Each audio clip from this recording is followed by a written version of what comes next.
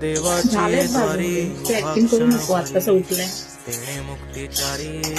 उपवास आहे ना.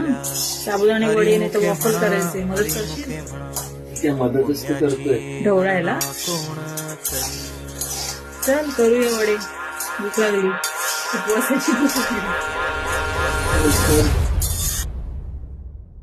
अंगारंगान सांधली ग देही विठाई नांदली